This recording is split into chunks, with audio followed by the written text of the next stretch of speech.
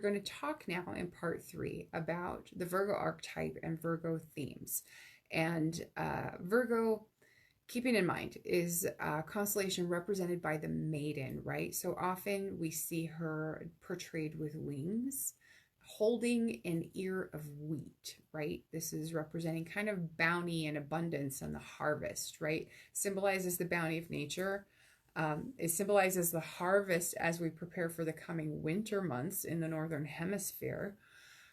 You'll note that wings are a really common theme of Mercury ruled signs and Mercury symbolism. Okay, it's an important thing to kind of note. It is Mercury. Virgo is an earth sign, but Mercury also rules an air sign. And so note that those wings are kind of a common theme. So Virgo is ruled by Mercury in the Roman tradition. That's how we know him. In the Greek tradition, we know Mercury as Hermes Trismegistus, right? And so Virgo is one of 2 signs, the other being Pisces, where the celestial equator intersects with the ecliptic. And this is what's kind of significant about this sign and this particular time of year even. So these 2 points are important distinctions between the tropical and the sidereal zodiacs. And so we're going to kind of digress a little bit from the new moon talk and talk a little bit about those important distinctions between the tropical and sidereal zodiacs. So these 2 points, they represent the changing of the seasons, right? Where day and night are of equal length. We know them as the vernal and the autumnal equinoxes, or as the March and September equinoxes. So in the tropical zodiac, the vernal point is anchored to 0 degrees of Aries. The March equinox is held to be a static starting point of the zodiac in the tropical zodiac. And so it marks the beginning degree of Aries, 0 degrees Aries. But what that doesn't necessarily acknowledge or take into account is that the equinoxes actually move backward through the zodiac very slowly over time, right? We call it the precession of the equinoxes. So they move so slowly. This is a rate of approximately 1 degree every 72 years. And so what I want to call to your attention is that 72 years is roughly the length of the average human lifespan. So the equinoxes drift backward through the zodiac at the rate of roughly 1 degree in a human lifespan, right? So that phenomenon, precession, equinoctial precession, is almost imperceptible to humans, right? We've known about it for a really long time, astrologically speaking and astronomically speaking.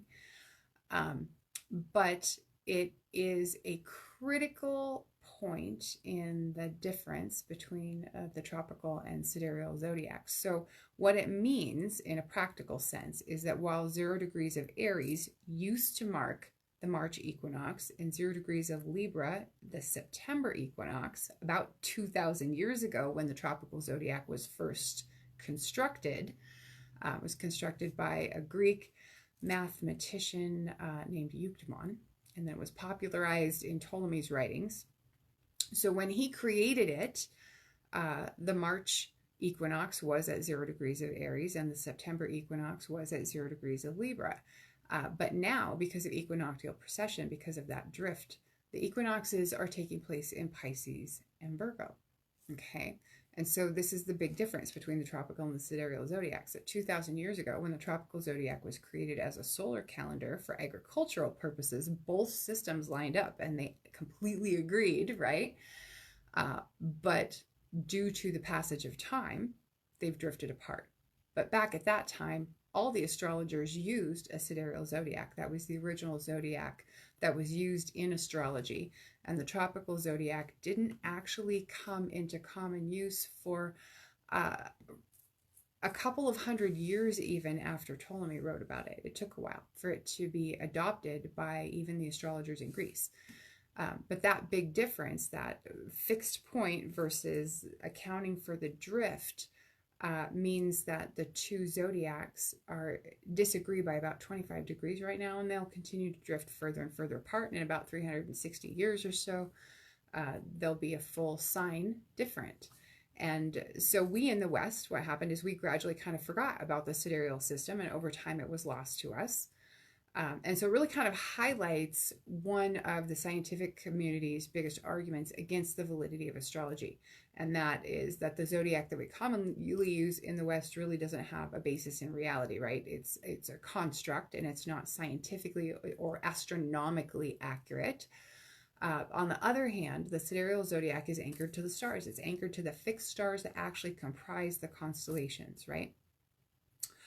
And so it moves with precession and with the constellations. And so the signs and the constellations they represent are always in alignment. Okay. So now let's take the conversation back to Virgo. So Virgo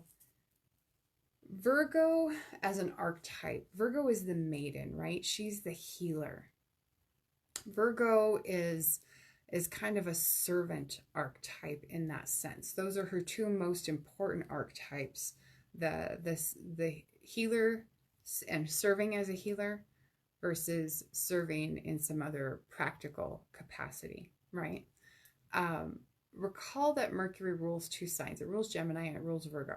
We're going to talk about this and the distinctions between the two in a little bit more depth. So Mercury, as the wing-footed messenger of the gods, rules Gemini. That has to do with travel, that has to do with communication, that has to do with movement, right?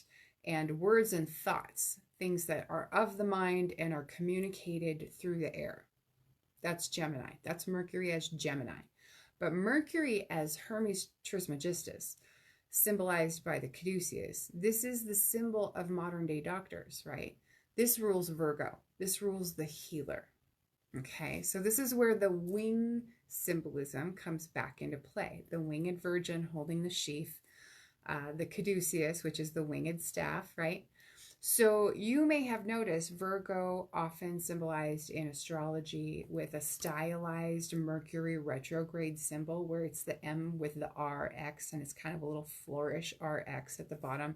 So that notation signifies, of course, Mercury retrograde and Mercury and his role as Virgo, as the ruler of Virgo as the healer, right? Does that make sense?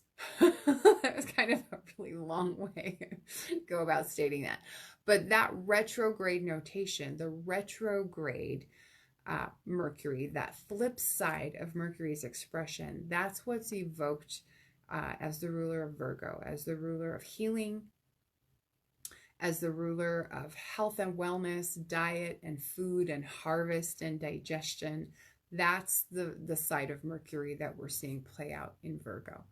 So you'll notice also that retrograde notation is still used by the modern day medical community when in terms of writing a pharmaceutical prescription, right? That notation is used for a prescription. And so there's a lot of astrological symbology that's still in use in the modern world this way.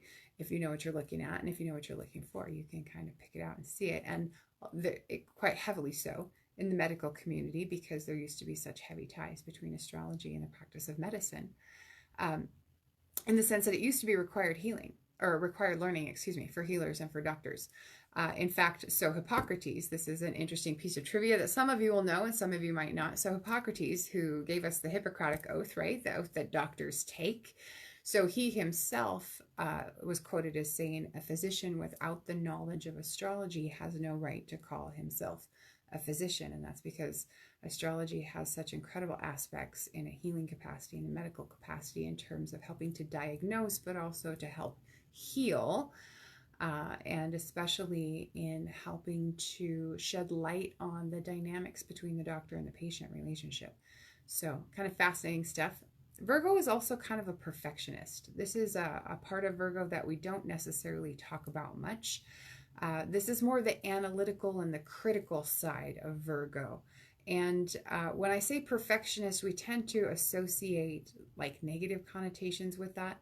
And I would say, don't necessarily be so quick to do that. Perfectionism or a tendency towards perfectionism is not necessarily a bad thing in the medical and healing professionals or professions, I would say.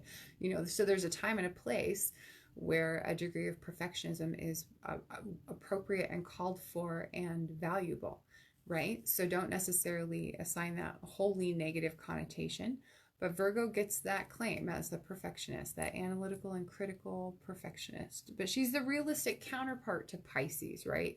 So Pisces is kind of that daydreamy, airy-fairy kind of thing. And Virgo is very practical, very realistic, very detail-oriented, very down-to-earth, right? She's concerned with effectiveness. She's concerned with order and cleanliness, with hygiene, with daily routine. Virgo rules health and digestion. Hippocrates, again, I said, let food be thy medicine and medicine be thy food. This is describing the Virgo nature of the relationship between diet and health, long-term health and chronic illness. So this is kind of the environment, right, that we find ourselves in with this particular new moon. It's very descriptive of healthy habits, organized schedules, being productive. It's very supportive of healthy lifestyles and healthy choices and establishing new healthy practices in your life or taking steps towards health. And so if that's part of your journey, I would encourage you to consider those types of ways of leveraging this new moon. But what we'll do is we'll wrap up this discussion on the archetypes and the themes, and we'll move into some prompts. And so grab your pen and paper.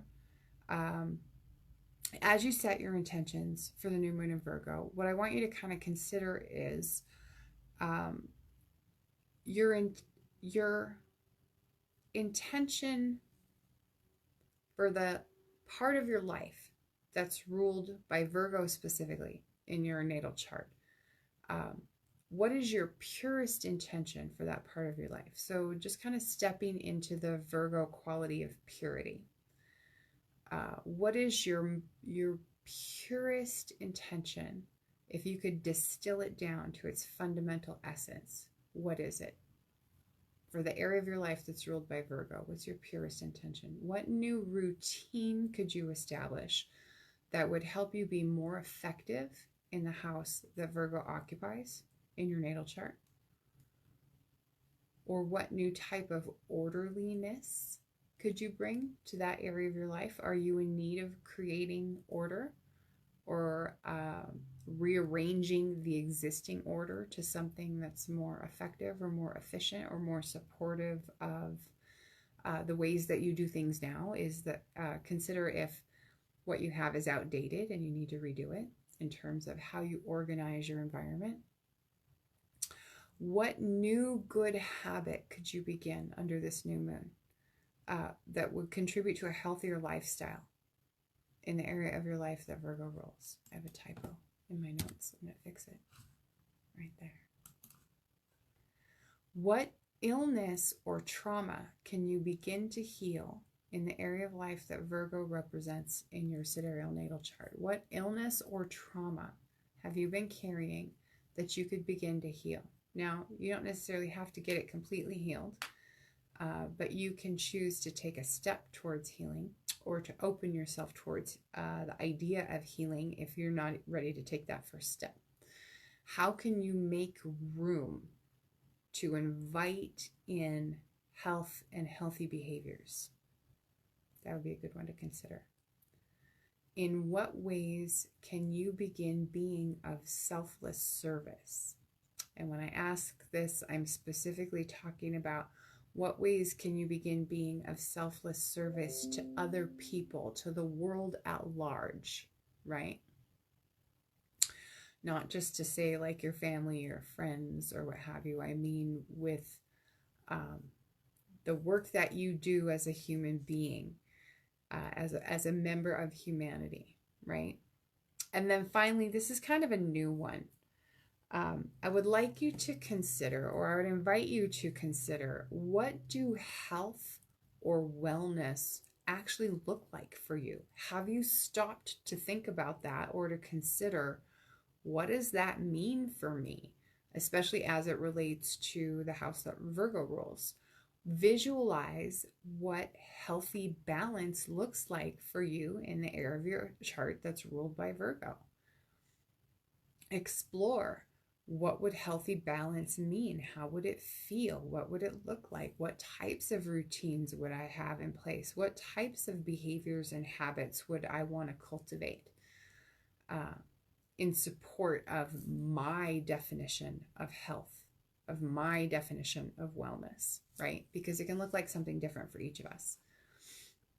And so I'm going to recap those for you really quick.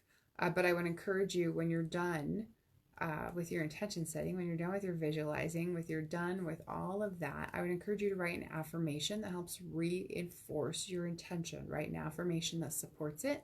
And then, if you will, share in the comments what that affirmation is.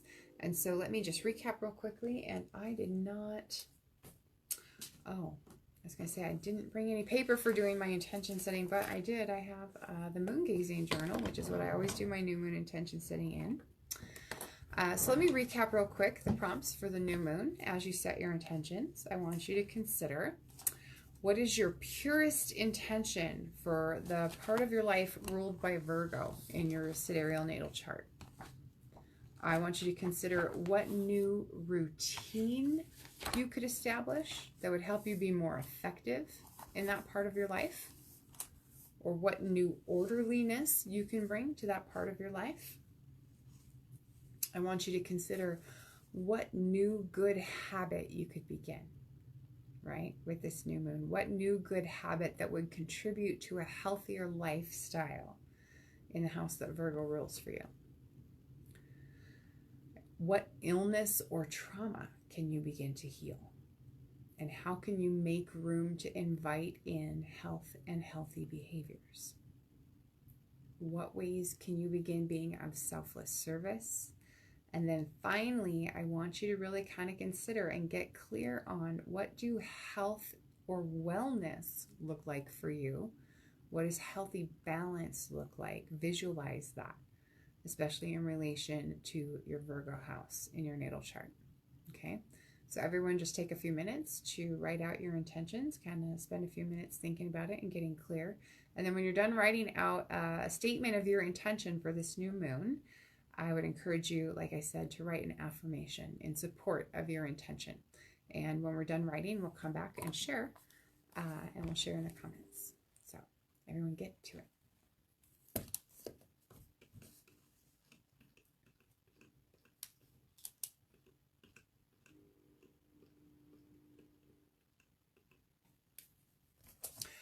Oh, before I get too far into it, let me read to you what it says on today's page in the moon gazing journal. It says, while it is generally agreed that Neil Armstrong was the first man to set foot on the moon, the Chinese people believe that a beautiful woman named Chang'o, who lived during the Xia dynasty, 2205 to 1766 BC, was the first person on the moon. So a woman, and not Neil Armstrong at all. There you have it. Maybe that's why we give her a feminine association.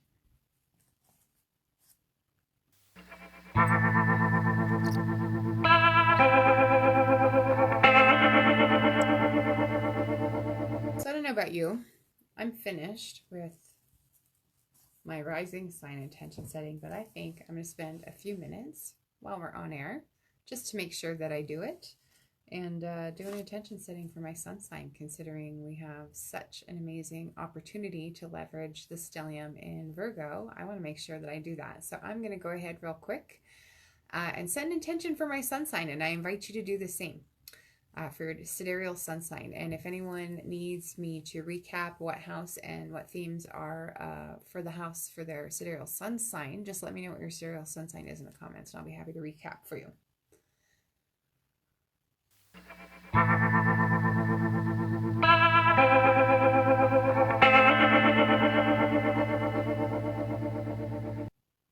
think I've done it. This is a big one. I hope y'all are taking advantage of doing this for your sun sign.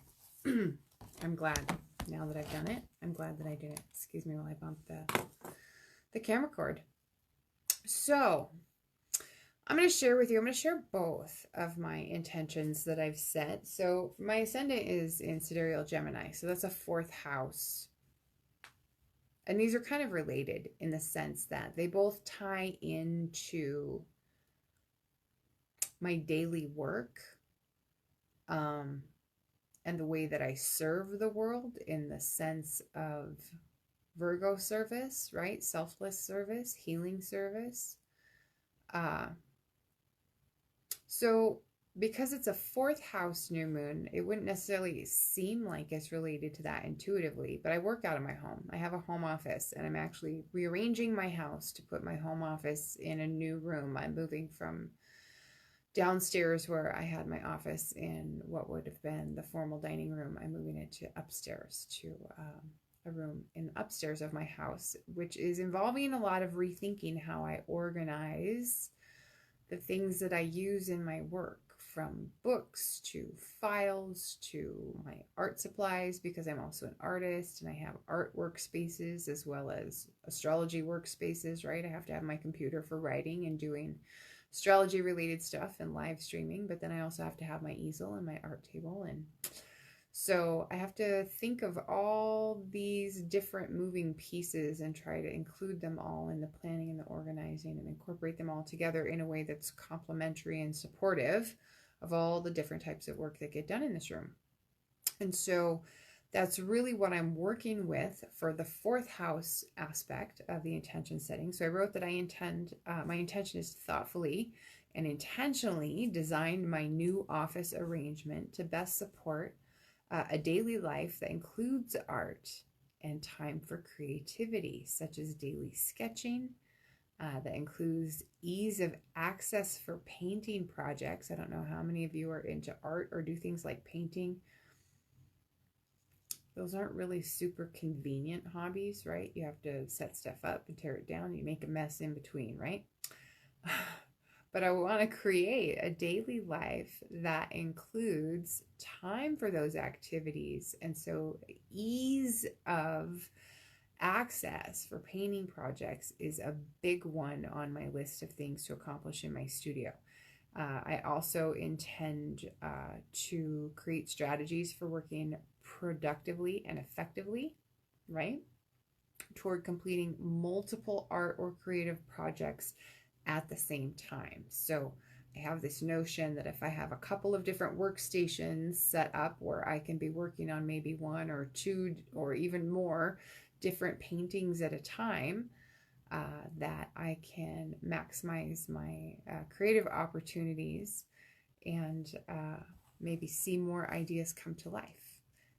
Specifically because this kind of explains it. I really love to oil paint. Oil painting takes such a long time to dry, and you have to build it up in layers. And so what would be really convenient is if I have, like, say, a place to have a couple of paintings that are wet, drying, while I'm working on yet another painting or something like that, right? Have some on rotation. And that way, even though my painting is drying, I can be working on something else and not losing time.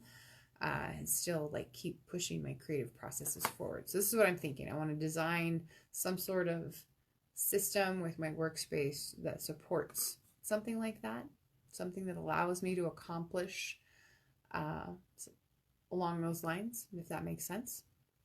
And then for my sun sign, well, let me finish, because there's an addendum to that intention, and that is my intention. I intend to make the best use of the time and the space that I have available to be productive and creative and to do fulfilling and rewarding work, right? If that doesn't sum it all up right there in a nutshell, I intend to make the best use of the time and space that I have available to be productive and creative and to do fulfilling, rewarding work.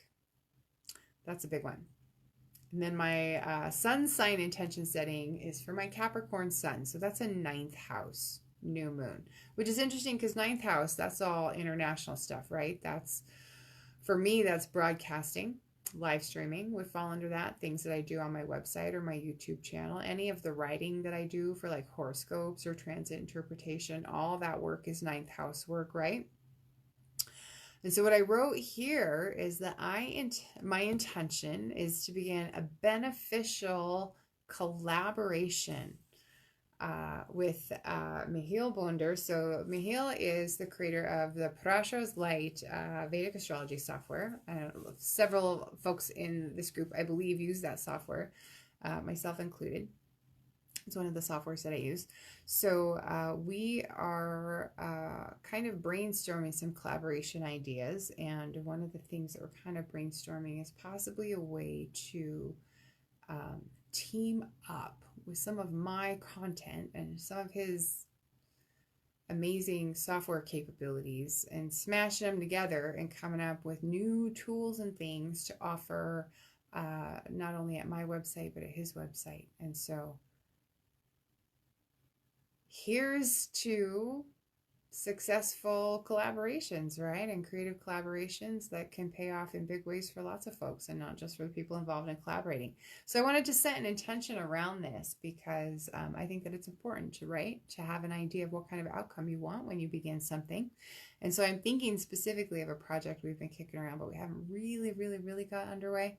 We might be able to make some progress on here in the near future, because another project that we've been partnering on is kind of in its final stages and about being wrapped up. And that's a project that we've been working on around the ultimate astrological planners, which I want to show you guys a sneak preview tonight. This is going to be a long broadcast. I have a sneak peek for you, I hope.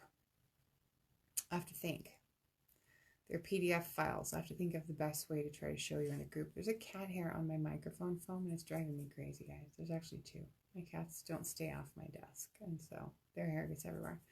Anyway, so this other intention that I wrote is around this collaboration that stands to benefit more than just me. It stands to benefit all of you potentially. And so what I wrote here was that my intention for this collaboration is to be accurate and insightful and beneficial and ultimately helpful to my audience. I want it to be supportive of healing and the healing process. I want it to be uplifting to the readers. And it's my intention that this work, this content is basically astrological interpretations. And so it's my intention that these interpretations that I write, that we create together, that they serve the highest and best good of the people who read them, who need them, who are looking to them for guidance and for insight into their lives and their experiences and their paths. And so that's really my main intention, is I want them to be useful. I want them to be helpful. I want them to be insightful and uplifting. And I want them to benefit you. I want them to help move you towards your highest good and your highest purpose. So it really is my intention to use these tools and these strategies to relaunch. Ultimately, the idea with this is to relaunch the full horoscopes by sign at mystickphysick.com. And for all the visitors who come to the website every month. Some of you who've been around for a while may remember that every month I used to publish not only the monthly overview and the short reports, but a full horoscope for each sign of the zodiac, all 12 signs. And that was a lot of writing to do every month, an overwhelming amount of writing to do every month. And it was a grueling pace and difficult to keep up with.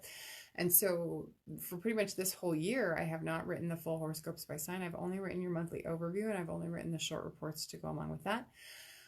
So when the full horoscopes by sign went away, it was never my intention to take them away permanently, but to kind of rethink my approach to the full horoscopes by sign and find a way to bring that material back for you in a useful way, but that takes less investment of time and effort and energy on my part for something that I provide free to all of you as part of my audience, as my readers and my viewers, because it really was the investment of time was really getting quite heavy for something that I just provide as free content for you. And I don't want to take it away from you forever. I think it serves a useful purpose, and I know there's a great many of you that have read those quite religiously, practically, over the years that I did the full horoscopes by sign. And so I do want to bring them back. I'm hoping that maybe sometime in the coming year, maybe in 2020, that might look more feasible. We'll see how things go, and we'll see how quickly we can get started on this collaboration and how quickly we make progress on it. I have some ideas on how we can team up that I haven't had the chance to talk to Mihail about yet, but we'll get into that, because ideally this is all for you, right? That's why we're doing it, for you, for all of you who follow me and all of you who follow him and use his software and visit Astro. So that's where we are with the intention setting. If you will share what you're setting your intentions around in the comments. I enjoy reading your intention settings. I enjoy reading your affirmations, especially. I'm a big believer in using affirmations to support your intention setting and to support your manifesting efforts. They can be quite effective. They're a nice tool for hacking your life to create the outcomes that you want. And I'm all about using all the tools that you can to do that, right? But I want to thank you all for joining me. I don't really have a lot in terms of announcements other than, man, I wish I could find a way to give you a sneak preview of these new, the Ultimate Astrological Planner that is going to be coming out for 2020. It's almost ready. We're really, really close. I'm super excited. I've added a few tweaks, and there's going to be some new features rolling out maybe later this year. Maybe I'll roll them out for the 2021 planner. But the good news is the 2021 planner will come out much, much earlier in relation to the calendar year. It'll come out on time. Actually, it may be ready ahead of schedule, knock wood, right? Because of this collaboration that I've had with Mihail. He's really managed to streamline the process of making calendars for me in a very fantastic, very amazing way, and I owe him a huge debt of thanks. And a huge thanks to Mihail on behalf of all of you too, because even though you don't necessarily see how his work has benefited you, I promise you it really, really has immensely, and I am incredibly grateful for all of his time and effort. And I'm really excited about what this means for the planner and what I can offer you. We haven't really talked about it a lot because I haven't been ready to show you sneak peeks, but the new features are going to allow me to customize your planners according to your home time zone if you want. And that way you don't have to do the mental math of adjusting for Eastern time. And they will allow me to offer you even more information at your fingertips. So normally right now I offer a version with the best days for love, luck, and business, color-coded, and then Mercury retrograde is color-coded. So it's easy to see when Mercury is going to be retrograde, and when you're making your plans, it's easy to see on a month-by-month basis which are the best days for love, which are the best days for business, which are the best days for maybe a stroke of good luck, right? Well, last year we rolled out a personalized planner so you could customize it according to your own birth data, where I would go through and calculate what your personal best days are by transit aspects to your natal planets, your personal best days for love, luck, and business, plus still include the Mercury retrograde notations, right?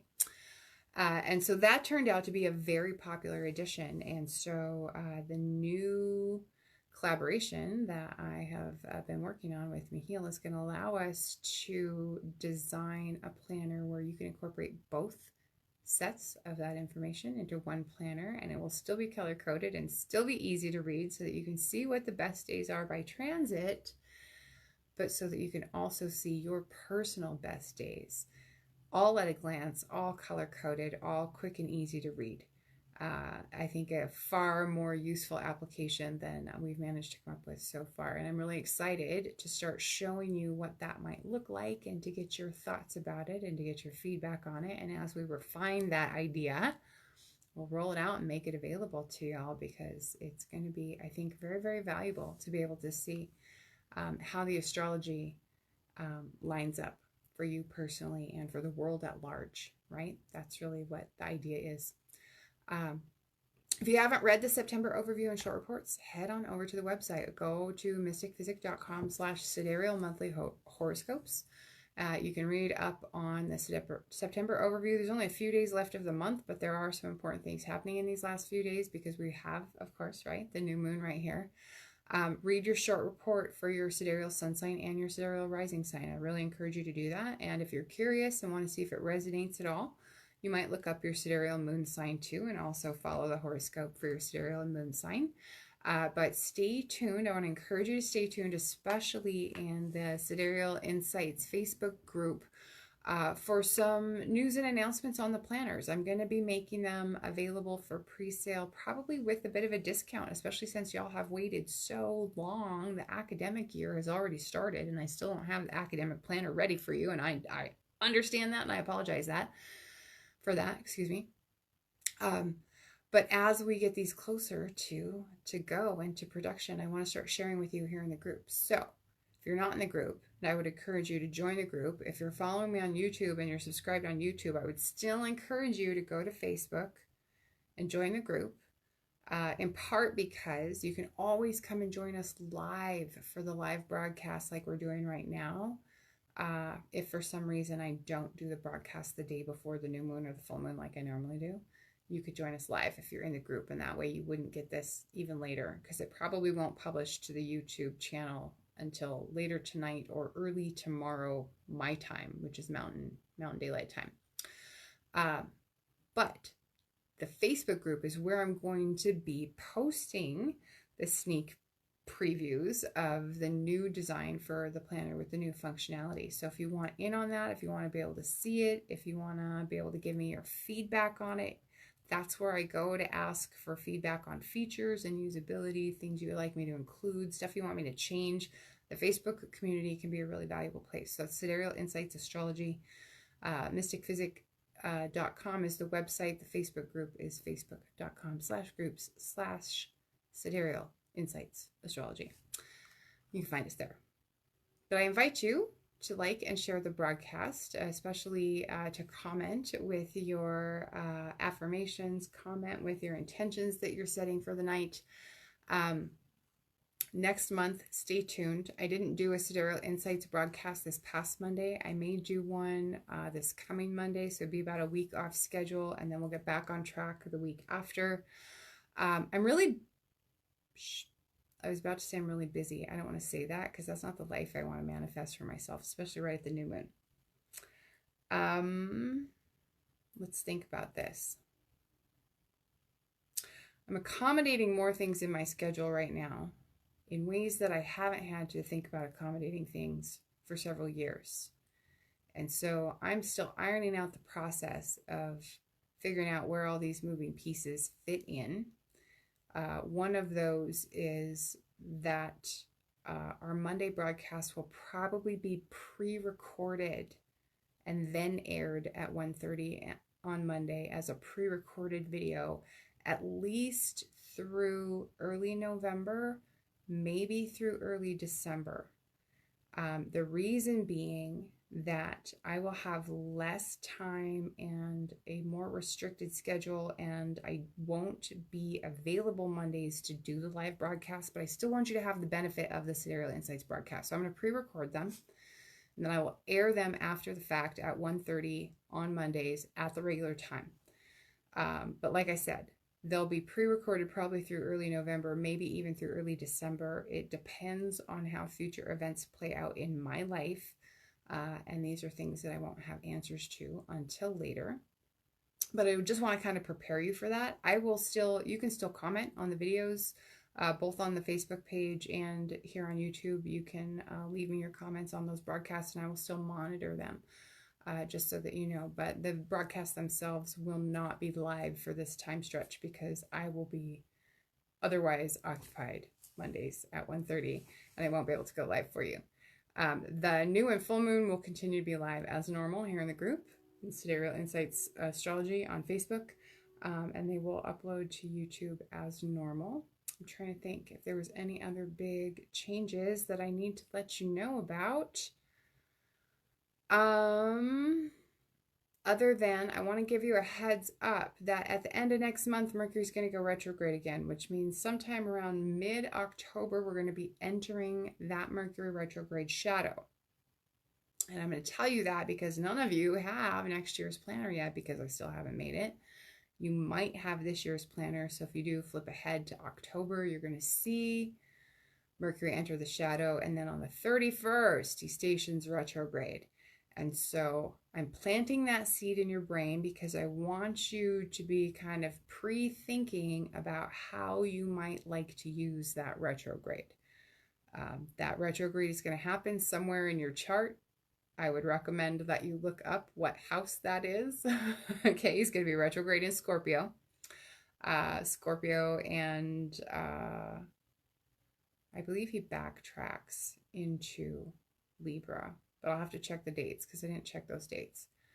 But definitely for sure, look at where Scorpio lands in your sidereal natal chart, and then hit your Mercury retrograde survival guides and look up what practices I recommend undertaking when you have Mercury retrograde in that house. Okay, so look where Scorpio is, figure out what house that is, count counterclockwise from the first house where your ascendant is, figure out what house Scorpio falls in, and then go from there to make a plan for how you want to leverage Mercury retrograde. Because it's going to happen. It's unavoidable. It's going to affect all of us. We might as well make the best of it. And I want you to think about it and plan for it in advance. We're going to talk about that more in upcoming Sidereal Insights Astro Updates broadcasts. Okay.